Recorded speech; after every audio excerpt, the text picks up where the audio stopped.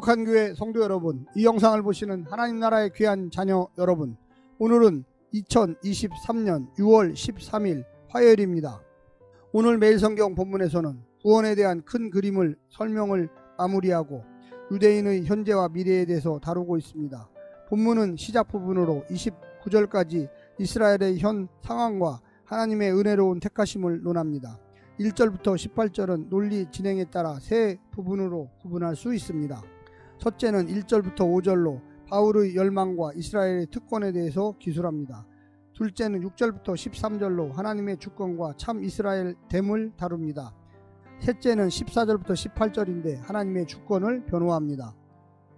오늘 본문을 나누어 보겠습니다. 로마서 9장 1절부터 5절, 바울의 열망과 이스라엘의 특권, 바울의 깊은 탄식과 열망, 이스라엘의 특권.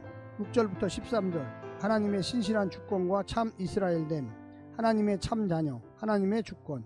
14절부터 18절, 하나님의 주권 변호, 문답식 질문과 대답, 하나님 주권의 예, 첫 번째, 모세의 경우, 하나님 주권의 예, 두 번째, 바로의 경우. 오늘 본문 로마서 9장 1절부터 18절 말씀을 듣고 다시 오겠습니다.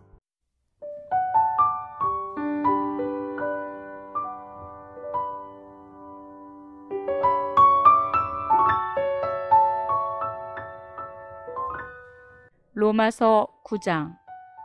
내가 그리스도 안에서 참말을 하고 거짓말을 아니하노라. 나에게 큰 근심이 있는 것과 마음에 그치지 않는 고통이 있는 것을 내 양심이 성령 안에서 나와 더불어 증언하노니, 나의 형제 곧 고륙의 친척을 위하여 내 자신이 저주를 받아 그리스도에게서 끊어질지라도 원하는 바로라.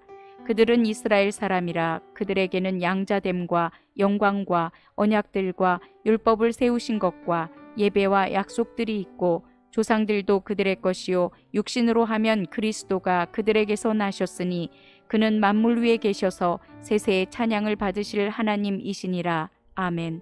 그러나 하나님의 말씀이 폐하여진 것 같지 않도다.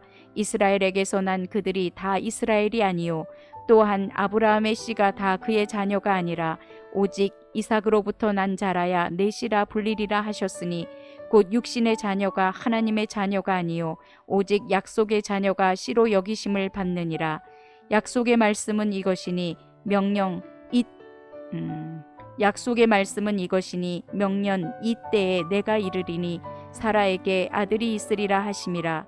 그뿐 아니라 또한 리브가가 우리 조상 이삭 한 사람으로 말미암아 임신하였는데 그 자식들이 아직 나지도 아니하고 무슨 선이나 악을 행하지 아니한 때에 택하심을 따라 되는 하나님의 뜻이 행위로 말미암지 않고 오직 부르시는 이로 말미암아 서게 하려 하사, 리브가에게 이르시되 큰 자가 어린 자를 섬기리라 하셨나니 기록된 바 내가 야곱은 사랑하고 에서는 미워하였다 하심과 같으니라.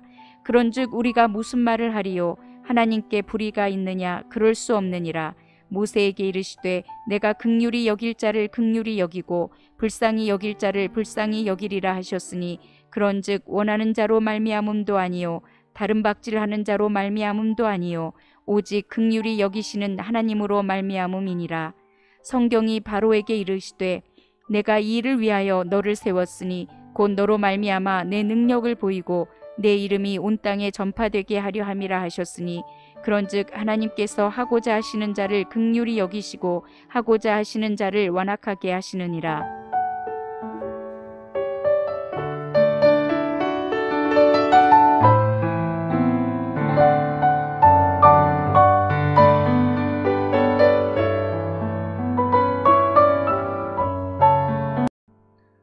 예수님 메시아를 통한 하나님 나라의 회복, 두 영역 설명의 틀과 새 언약 구원이 성취한 것, 상호작용 설명의 틀과 유대인이 그것을 경험하는 것은 별개입니다. 그들은 옛 언약 백성으로서 약속된 새 언약을 경험해야 하는 자들이기 때문입니다.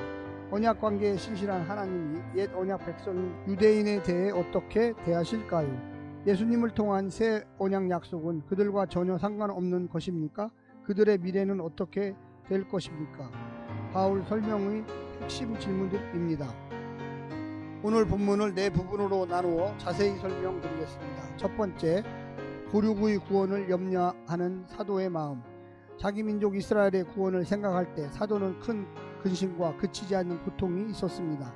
동족 이스라엘이 예수님을 거부한 채 이방의 빛이요 제사장 나라로서의 사명을 이행하지 못하여 구원에서 멀어져 있기 때문입니다. 많은 축복을 받았음에도 이방의 빛이 되는 사명은 망각한 채 특권에만 취하여 멸망의 길을 밟고 있기 때문입니다. 두 번째, 변치 않는 하나님의 구원 계획. 이스라엘의 구원이 희미하다고 해서 돌아올 자들을 통해 이방인까지 하나님 나라로 삼으시겠다는 하나님의 말씀마저 폐해진 것은 아닙니다. 약속에 변한 것은 없습니다. 처음부터 야곱 이스라엘의 육신의 자녀가 언약의 자녀는 아니었습니다. 아브라함의 아들들의 경우를 보십시오. 인간의 생식 능력으로 태어난 자녀가 아니라 하나님의 창조 능력으로 태어나서 하나님이 누구신지 드러낸 자만 약속의 자녀입니다. 세 번째는 실패한 적 없는 하나님의 약속. 에서가 아니라 야곱이 언약의 후손이 되는 데 있어서 이삭이 기여한 것은 없습니다. 리브가 이태에 있을 때부터 하나님께서 정하여 부르셨습니다. 따라서 지금 육신적인 이스라엘이 대부분 메시아를 거절했다고 해서 하나님의 약속의 말씀이 실패한 것은 아닙니다. 육신의 이스라엘이 자동으로 하나님을 믿게 된다고 약속하신 적이 없기 때문입니다. 마지막 네 번째는 고유 권한인 하나님의 선택. 하나님의 선택은 불의한 일이 아니고 창조주 하나님의 고유 권한이십니다. 황금 송아지 우상을 만든 이스라엘 백성들을 즉시 처형하지 않고 긍휼히 여겨서 용서하신 것도 그분의 의지이며 완악한 바로를 그대로 두어 그 악행을 통해 이스라엘과 열방 앞에 하나님의 능력을 드러내신 것도 그분의 의지입니다. 더 멸망해야 마땅한 사람 중에 긍휼히 여길 자를 정하신 것을 두고 죽어 마땅한 죄인이 불공평하다고 말할 자격은 없습니다. 긍휼히 여길 하나님의 자유를 제약하거나 강제할 사람은 세상에 없습니다.